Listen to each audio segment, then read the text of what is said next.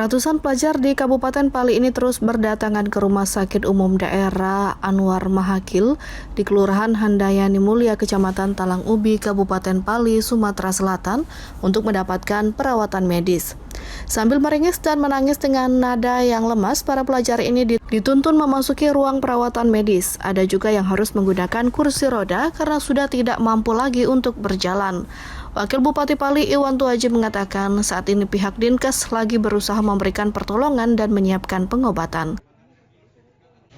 Jadi yang sudah dapat hari ini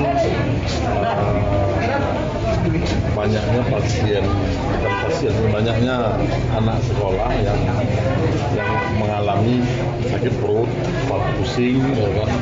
Ini lagi dicek sama dinas kesehatan sama rumah sakit. Tinggal kita lagi nunggu, sabar dulu, kita lagi nunggu hasil dari laboratoriumnya. Dan mudah-mudahan bisa cepat karena untuk masalah obat juga. Saat ini jumlah pelajar yang keracunan sudah mencapai 121 orang. Namun sekitar 40 orang lebih sudah kembali ke rumah masing-masing. Sisanya masih dirawat di rumah sakit dan puskesmas terdekat.